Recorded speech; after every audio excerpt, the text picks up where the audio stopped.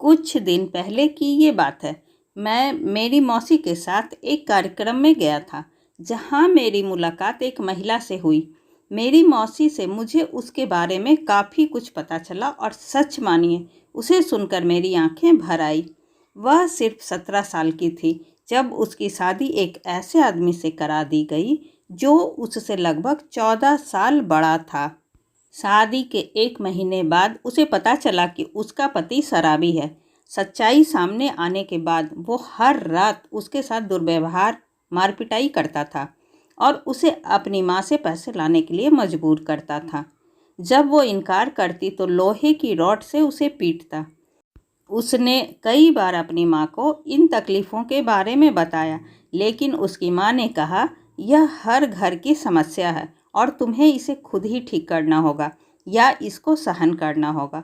उसकी सास उसके पति से भी बदतर थी और उसे केवल 2 समय का भोजन देती थी और उसे सफाई, कपड़े धोने आदि जैसे सभी प्रकार के काम करने के लिए मजबूर करती थी। कुछ महीने बाद जब वह गर्भवती हो गई तो उसके परिवार वालों ने कहा कि अगर तुमने लड़की को जन्म दिया तो तुम्हें यह घर छोड़ना पड़ेगा। दुर्भाग्य से उसने एक लड़की को जन्म दिया। वह दिन उसकी ज़िंदगी का सबसे बुरा दिन था और उन्होंने उसे बुरी तरह पीटा और घर छोड़ने के लिए मजबूर कर दिया। ऐसे में कोई क्या करेगा? उसने आत्महत्या के बारे में सोचा, लेकिन उस बच्ची के चेहरे ने उसे रोक दिया। वह जानती है कि उसे अपनी बच्ची को सफल बनाने के लिए कड़ी मेहनत करनी होगी।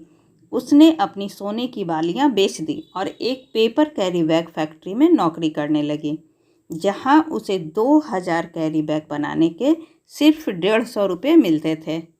उसे रोज़ाना कम से कम 8 से 9 घंटे काम करना पड़ता था।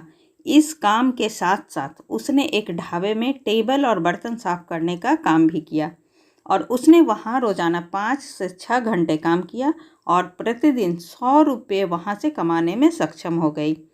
अब वह प्रतिदिन 250 से 300 रुपये की कमाई करती थी, जो उसके बच्चे को पालने के लिए पर्याप्त थी। लेकिन कुछ महीनों बाद उसे पीठ संबंधी कुछ समस्याओं का सामना करना पड़ा और इससे वह कमज़ोर हो गई।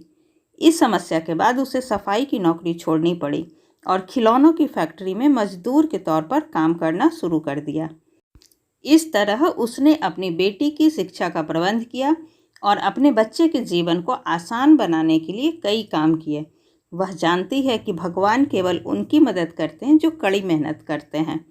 मैं कल उनकी बेटी से मिला और काफ़ी खुश हुआ क्योंकि मुझे पता चला उसने हायर सेकेंडरी में 93% अंक हासिल किए और वह डॉक्टर बनना चाहती है।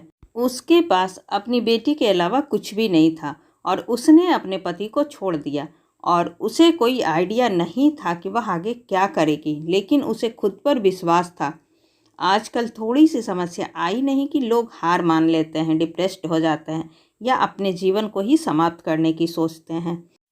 हमें इस महिला के जीवन संघर्ष से प्रेरणा लेनी चाहिए और इस बात को स्वीकार करना चाहिए कि संघर्ष ही असली जीवन है। ऐसी ही अच्छी और ज्ञानवर्धक कहानी सुनने के लिए प्लीज़ आप मेरे चैनल को सब्सक्राइब ज़रूर करें। तब तक के लिए बाय बाय।